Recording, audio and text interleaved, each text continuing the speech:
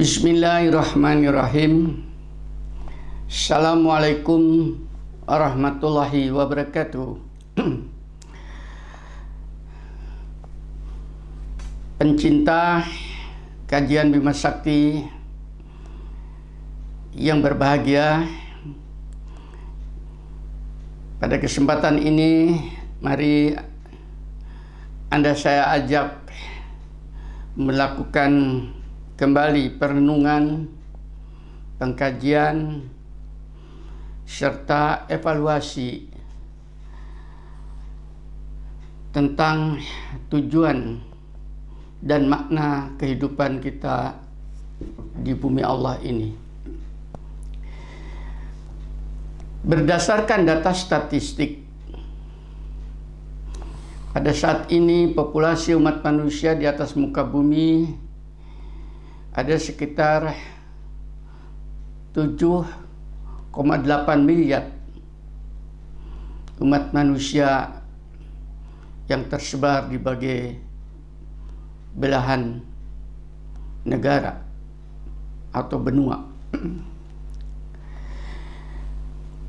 Dari 7,8 miliar manusia itu, kalau kita evaluasi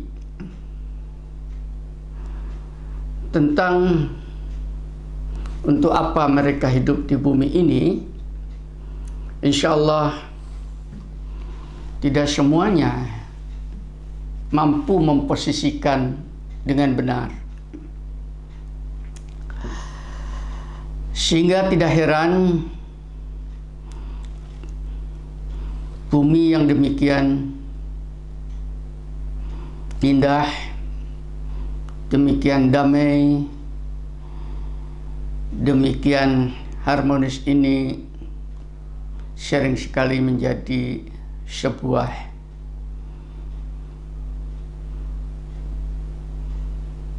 medium kesulitan hidup, bukan karena buminya yang salah, akan tetapi manusia yang 7,8 miliar ini tidak mampu menempatkan diri untuk apa sebetulnya mereka itu hidup.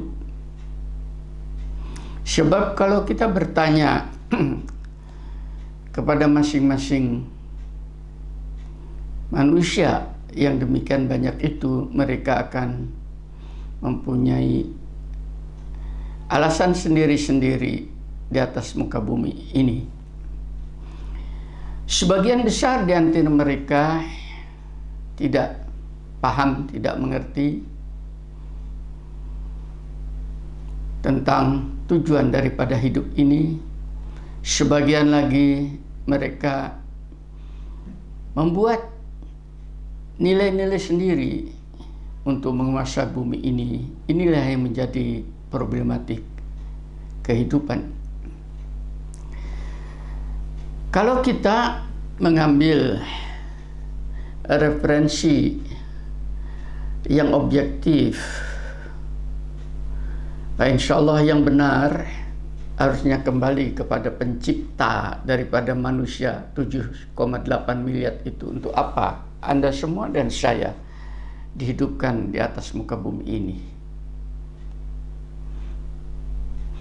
Kalau referensi ini kita ambil, salah satu referensi itu Anda bisa mempelajari di dalam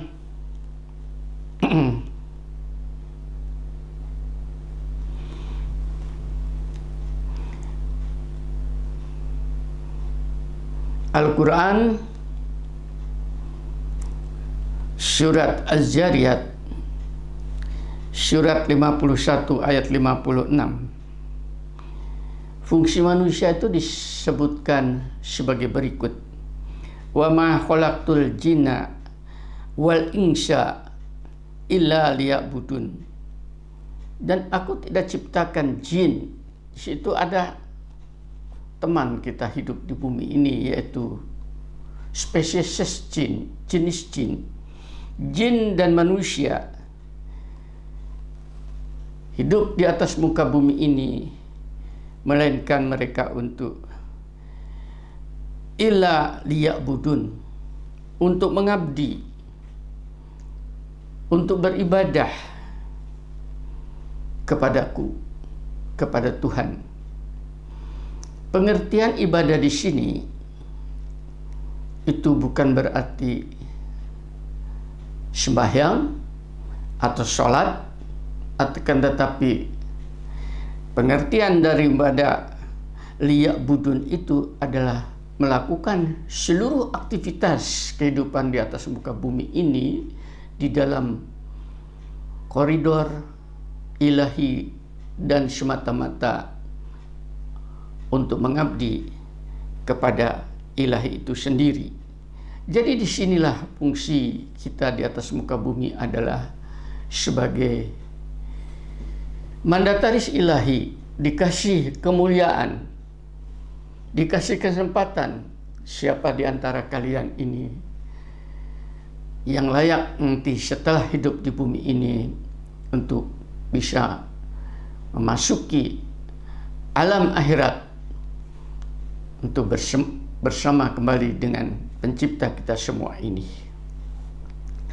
Nah, kalau ini direfleksikan kepada 7,8 miliar umat manusia, wah insya Allah di antara mereka mayoritas menurut saya itu tidak berada di dalam proporsi itu.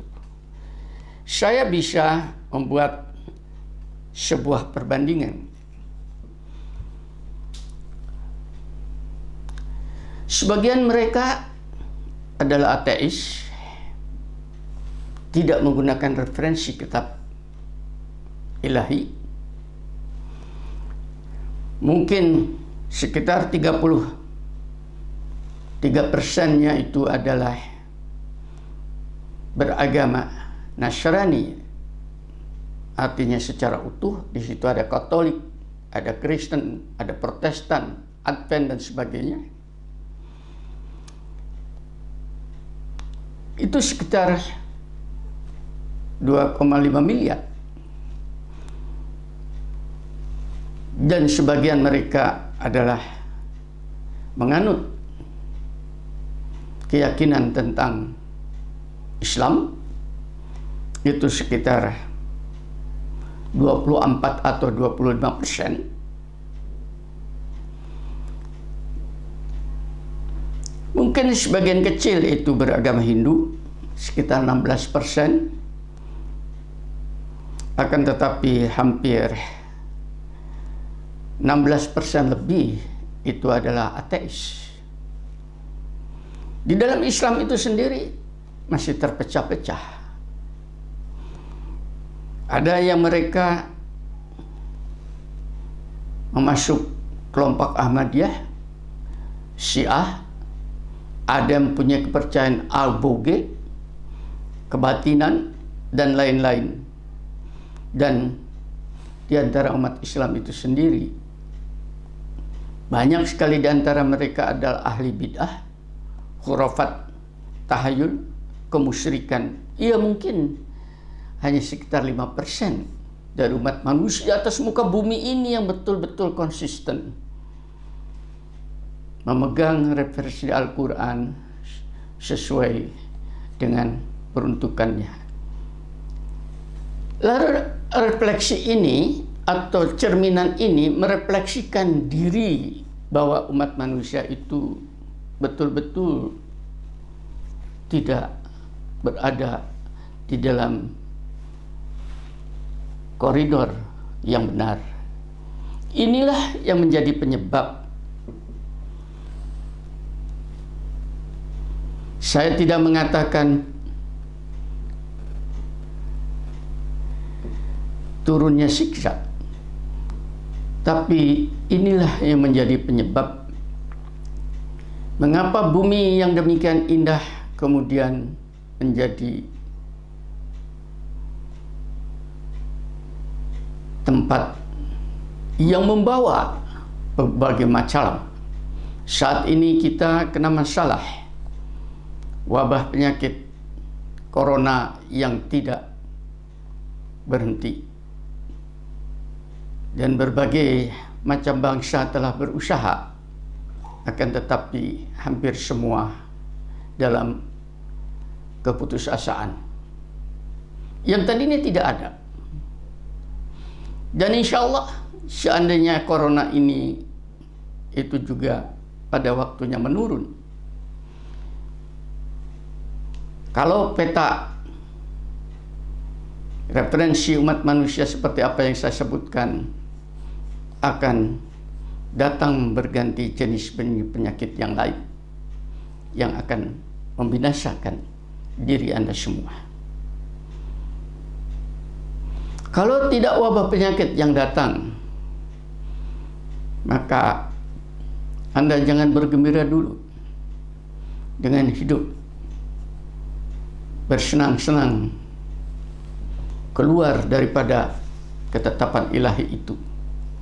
Karena alam yang sekarang oleh Allah dibuffer, dilindungi, agar supaya manusia itu hidup enak, layak di atasnya itu tadi, maka sekrup-sekrupnya, baut-bautnya akan lepas nanti dan keluarlah bencana alam. Bisa saja itu bencana gunung meletus bersaut-sautan, bisa saja itu air laut naik ke darat yang kita kenal dengan tsunami, atau bisa saja air dari dalam bumi keluar meluap sebagaimana zaman Nabi Nuh, atau bisa saja bencana adalah topan dari udara yang menghancurkan seluruh hasil peradaban manusia, dan seterusnya dan seterusnya. Dan di kutub baik utara atau selatan, gletser, kandungan es kemudian mencair, dan kemana lagi kalau sudah menjadi cair itu kalau tidak naik ke daratan? Anda pikirkan itu, dan itu pasti terjadi apabila skrup-skrup yang selama ini terikat dengan kokohnya oleh ketetapan ilahi, Anda rusak oleh pola hidup yang tidak berdasarkan koridor ilahi atau sunnatullah. Saya mengingatkan melalui tausiah saya ini, mari Anda harus ingat bahwa apabila sebuah bencana seperti ini terjadi, apa itu wabah, penyakit atau bencana alam, karena ini adalah merupakan teknologi ilahi, maka tidak ada teknologi manusia yang bisa mencegah, membendung, memprotek. Semua akan binasa, dan sudah ternyata. Apabila banjir sudah berada di mana-mana, dalam satu bulan saja hujan dengan terus-terusan, maka Jawa akan tenggelam. Saya ingatkan di sini agar supaya kita mau belajar daripada kejadian-kejadian yang sekarang berada di sekitar kita itu tadi, agar supaya kita mau bertafakur kepada ilahi. Caranya bagaimana? Kepada mereka yang mendengar pada saat ini tadi, mari Anda dengan saya mencoba mempelajari apa sih tujuan daripada ilahi menciptakan diri Anda dan alam ini. Dan untuk hal yang demikian Anda bisa pelajari di dalam Al-Quranul Karim. Saya katakan Al-Quranul Karim karena inilah kitab suci yang diberikan oleh Allah yang terlengkap dibandingkan Bible atau Injil, Taurat, dan kitab-kitab sebelumnya, karena sesuai dengan zamannya di mana manusia populasinya semakin besar, interaksinya semakin tinggi, dan kebutuhan hajat hidupnya juga semakin padat. Maka hanya Al-Quranul Karim, insya Allah kalau dipelajari dengan benar, Anda akan dapatkan solusi di dalamnya itu. Saudara, begitu saya menyampaikan Al-Quranul Karim, bagi mereka yang selama ini alergi dengan kata-kata Islam, sekalipun Anda belum tahu apa itu artinya Islam, tapi Anda sudah membuat sebuah ikot bahwa Islam itu sebagaimana umat Islam beda. Islam itu adalah jalan keselamatan. Sedangkan umat Islam itu diharapkan mereka yang sudah tunduk untuk mengikuti jalan keselamatan. Bahwa di dalam umat Islam itu masih banyak mereka yang sesat. Itu jangan disalahkan tentang Islamnya, tapi itu yang salah adalah hawa nafsu manusianya. Referensi dalam Islam tidak ada lain, hanya satu, yaitu Al-Quranul Karim. Yang lain tepitkan dulu. Bahwa Anda mempunyai pengetahuan sekarang dengan sains, itu hanya sebagai sebuah pelengkap untuk melakukan analisis dari keterangan-keterangan di dalam Al-Quranul Karim itu agar supaya bisa lebih operasional. Oleh karena itu, mari bersama saya membiasakan diri Anda mencari atau menggali keterangan lebih lanjut. Saya sungguh heran, banyak ahli-ahli mencari keterangan-keterangan yang digali dari kuburan-kuburan kuno tentang peradaban yang lalu, baik itu Fir'aun maupun itu kuburan-kuburan raja-raja di Cina, maupun di daerah Amazon sana dan daerah-daerah lain.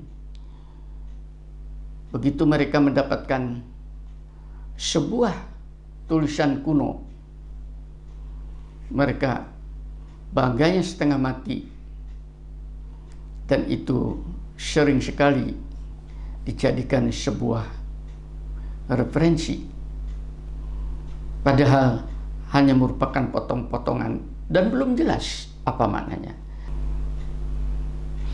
Sementara Al-Quranul Karim ini adalah merupakan sebuah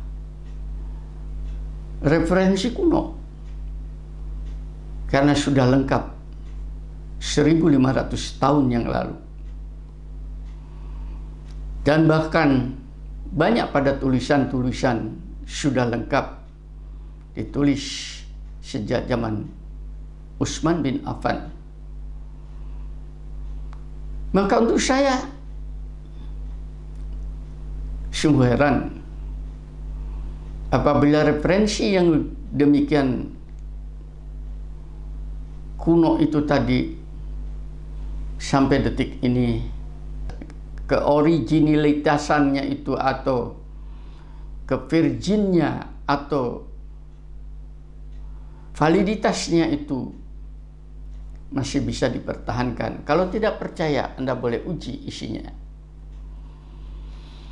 Di dalamnya Anda dapat pelajari banyak sekali informasi-informasi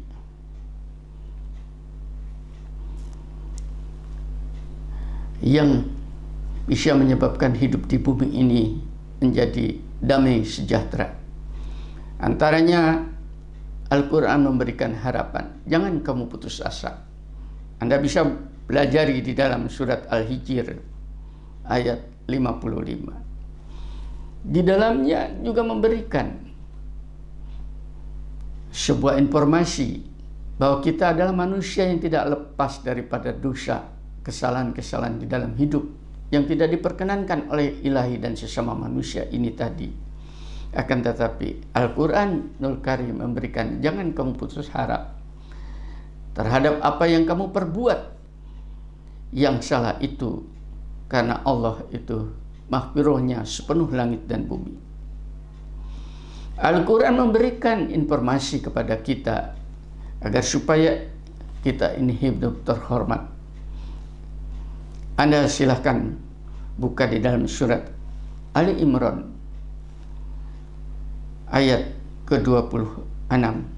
Di dalamnya Anda dapat belajar tentang konsep kedamaian, kesejahteraan, keselamatan dunia akhirat. Dan Anda bisa belajar di dalamnya bagaimana hidup dengan mudah, dengan penuh kebersihan dan keriduannya. Dan di dalamnya Anda dapat belajar tentang bagaimana hidup bersama dengan sesama, sekalipun berbeda warna kulit dan suku bangsa. Di dalamnya Anda bisa belajar apa yang dinamakan keadilan. Karena keadilan ini adalah sebuah esensi manusia yang sangat diperlukan di dalam kehidupan supaya kita tidak menderita. Di dalamnya Anda bisa mendapatkan informasi keilmuan saintifik yang begitu bercabang-cabang. Dan Anda dapat belajar tentang ketegasan sistem hukum sosial atau syariat di dalamnya, yang apabila ini diimplementasikan, maka yang namanya patologi sosial otomatis akan turun drastis. Dan di dalamnya Anda akan mendapatkan kesempurnaan satu ayat dengan ayat lain dan keteraturan. Masih banyak sekali hal yang demikian ini oleh umat Islam itu sendiri tidak digali, kecuali mereka hanya mengajari tentang cara sholat, cara zikir, cara beribadah. Tapi apa yang saya sampaikan ini tadi tidak dikembangkan. Lalu siapa yang akan mengembangkan? Insya Allah kalau Anda dan saya bersama-sama menerangkan ini ke dalam umat manusia ini tadi, mudah-mudahan Anda dan saya akan terpelihara daripada segala sesuatu yang menyebabkan hidup menderita ini. Inilah Al-Quran mengajak pada saya dan Anda, mudah-mudahan Anda tertarik. Wal takum minkum ummatu yad'una ilal khairi wa ya'muruna bil ma'rufi wa yanhauna 'anil munkar wa ulaika humul muflihun. Hendaklah ada di antara kalian segolongan orang yang menyuruh kepada kebajikan, menyuruh berbuat yang ma'ruf, mencegah dari perbuatan mungkar. Merekalah orang-orang yang beruntung. Saya menyampaikan ini adalah untuk mengejawantahkan panggilan Quran ini. Mudah-mudahan Anda semua yang mendengar ini menjadi saksi bahwa di negeri yang sedang kacau balau seperti ini, di dunia yang sedang dibombardemen dengan masalah ini, ada seorang tua yang mengajak Anda semua untuk mengikut, untuk ingat apa fungsi kita hidup di dunia ini. Kita tidak lama dan kita akan menuju kampung akhirat. Mau atau tidak mau, hal itu pasti terjadi. Mudah-mudahan Anda tertarik dan mendekat kepada saya. Mari bersama-sama, karena ini tidak bisa dilakukan oleh seseorang. Akan tetapi kebersamaan inilah mudah-mudahan tercatat oleh Allah sebagai sebuah ibadah yang saya sebutkan tadi. Orang-orang yang demikian ini melakukannya semata-mata karena mencari ridhonya. Oleh karena itu, aku tidak meminta upah, imbalan kepadamu atas ajakan ini. Imbalanku hanyalah dari Allah, pemilik seluruh alam. Dan imbalanku adalah mudah-mudahan aku dan Anda yang mengikuti bersama dengan saya diperkenankan untuk bisa kembali kepadanya dalam keridhoannya. Inna lillahi wa inna ilaihi raji'un. Mudah-mudahan kita dari Allah dan kita akan kembali kepadanya. Harapan saya, ajakan ini mudah-mudahan direspon oleh Anda. Silakan Anda angkat telepon kepada saya. Mereka yang mempunyai kelebihan materi daripada habis oleh bencana alam, mari bersama saya.